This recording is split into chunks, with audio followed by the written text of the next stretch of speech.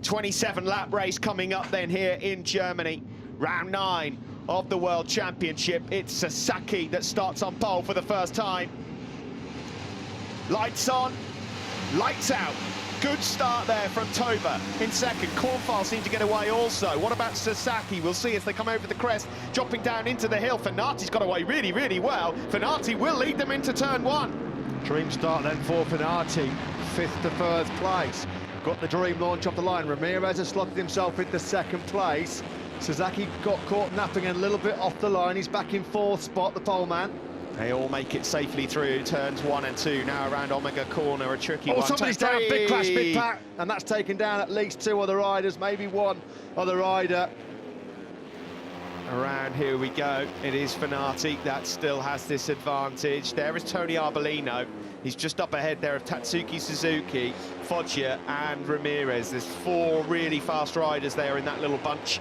Yeah, Arbolino's had a brilliant first couple of laps. He's got himself up into 11th place from 19th spot. Canet's in the top 20, 22nd to 19th, so he's starting to make a bit of progress, the World Championship leader.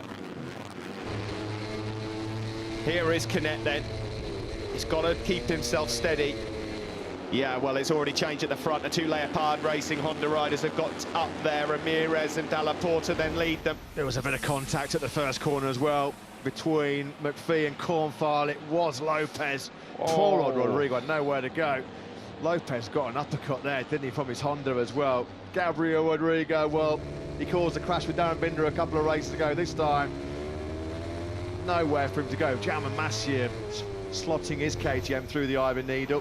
We've barely mentioned Jaume Massieu all weekend. He's in 15th place, really struggled here in Germany so far. Great race at the front. Look at this lot. It is just about Ramirez that has the advantage. In the background there, John Chu just going underneath Alberto Arenas. So I'm not sure 3 bikes are going to fit into about a metre space that they're all fighting for. Kornfeil strikes at the final corner. Kornfeil leads here then in Germany, just like he did 7 days ago in Assen. You can see there the Saxony flag as the backdrop to the number 84 on that bike. It is Prustel's home Grand Prix, their headquarters, just a couple of miles down the road. There is Ramirez, though, immediately fighting back. And what's happening is, Steve, you know, this front group jostling and fighting and scrapping for places. They're not getting away. And while they are, the group behind them, Arbolino, Foggia, Suzuki, Fernandez and Masaki coming into it. So is Canet. Canet did a 1:26.9 last time around. With clear track in front of him, he can run his rhythm, run his pace. And Canet was easily the quickest man on the circuit last time around. Down through the Ralph Wallman curve for the 9th time of asking then. And will Dalla Porta move up the inside on the brakes?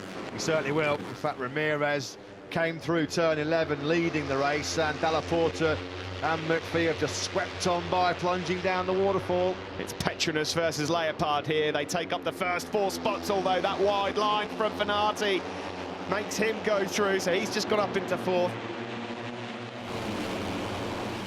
Said plus 0.5 on his pit board and he's wide, and that's old news now. Oh, who's down? Somebody's down. Was that Fernandez possibly, or was it Arenas?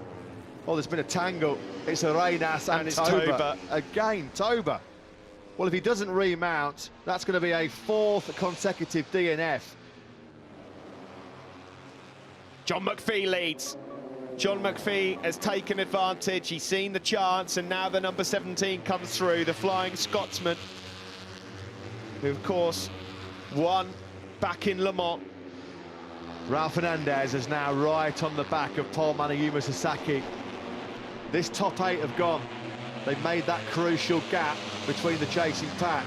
Fernandez is almost 2 seconds clear now of Tatsuki Suzuki. Oh, Dalla Porta, is he just going to get it in a bit wide? He is. Through goes his teammate again then. Great recovery then from Marcos Ramirez. He takes control once more.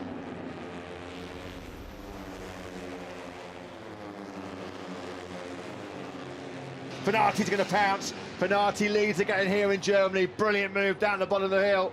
God, that was brilliantly done by the riders in 2nd and 3rd as well. Jakob Kornfeil and John McPhee going through there. Wide on the exit, though, for McPhee. Here comes Dalla Porta up the inside of his teammate Marcos Ramirez. The 2 Leopard bikes then who led through Sector 3.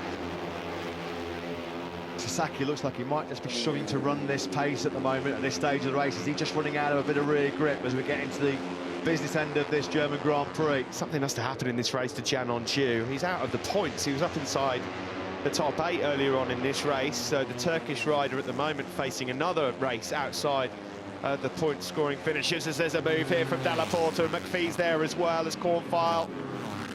He's in that group though, isn't he, Onju? He's only 1.4 seconds behind Antonelli in 9th place. Sasaki's got to be careful here because he's getting dropped ever so slightly. Who's going to win this one then in Germany? 2 groups now with Suzuki and Canet very much featuring. Sasaki goes underneath Jakob Cornfile, Canet goes underneath Suzuki.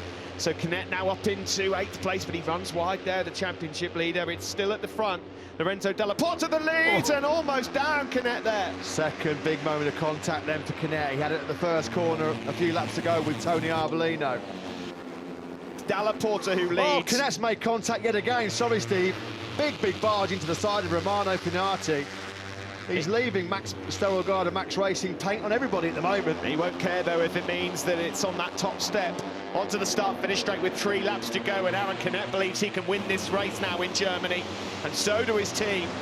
Well, he rides for Max Biaggi. He's pushing it to the max right now as Canet. Can he fire up the inside of Marcos Ramirez? He's up into 2nd place. Unbelievable by Canet. Ramirez got it wrong into the first corner. He almost picked up McPhee. Canet's got a track limits warning.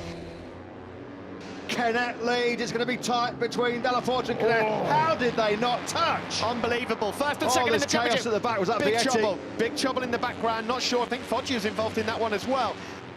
It's all about momentum, all about speed through this Ralph Warman curve. Dalla Porta's perfectly poised. He's made the move on Aron Canet. Ramirez slides on through as well. Dalla Porta's got another great chance to win a Moto3 Grand Prix for the first time this year. Can he hang on this time around? They're climbing up to the final corner. Acting as the perfect wingman is Marcos Ramirez. Oh, the beers are on him, but who's going to get the run to the line? It's a drag now. The checkered flag is out, and he's done it. Dalla Porta with a stonking victory. And he has Marcos Ramirez to thank for that. Look at that, thumbs up. Ramirez acted as the most perfect teammate to Dalla Porta there, and it is a 1-2 for the Leopard Honda team. He hands over the trophy to Lorenzo Dalla Porta, who's victorious here in Moto3 at the Sachsenring.